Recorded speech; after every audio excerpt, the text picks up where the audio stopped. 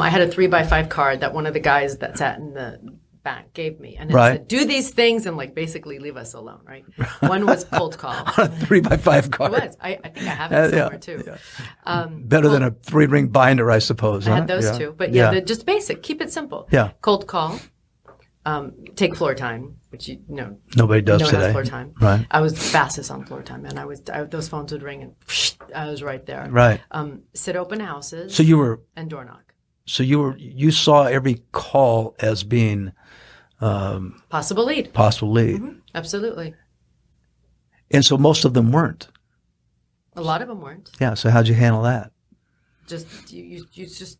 Another thing I noticed. Screen through. I used to spend, gosh, I don't know, $60,000+ a month on newspaper advertising, and I would see people answer the phones, and without that attitude, it'd be like if they didn't jump out of the phone and say, "Please sell me this house," there was a bad lead in their mind. So what I would do is it didn't matter what they were calling on, right? And even I would say, okay, I'm looking that up for you.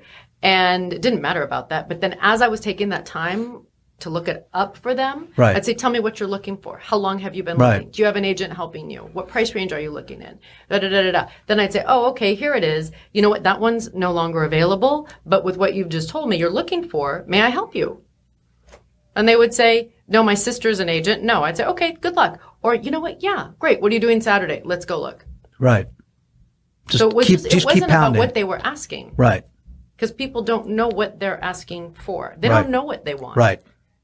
Yeah, that whole buyer is liar thing has always driven me crazy because of exactly that. It's like, well, buyers just tell you what they think. My favorite story was I had these two doctors, and they said, Stephanie, we have 2 criteria. This is all you have to do is just follow our 2 criteria, and we'll work great together.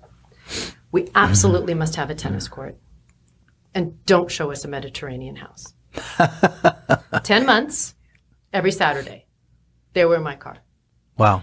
After 10 months, I said, I want you to now by this time, they were very comfortable with me. I had earned their trust.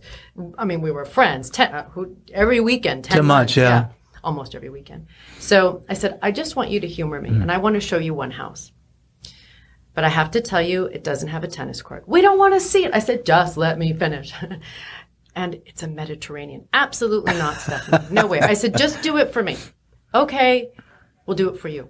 They walked in, they looked at each other, they said, this is it. How did you know? I was like, well, it only took 10 months and 100 houses. Feeling, Yeah, so sometimes they don't know what they want. They don't know. They think they want that. But right. then they see that and they're like, oh my God, that's perfect. So you have to get them in the feeling. You have to learn what they like and don't like and educate them. It's an education. It's not selling, it's educating and counseling.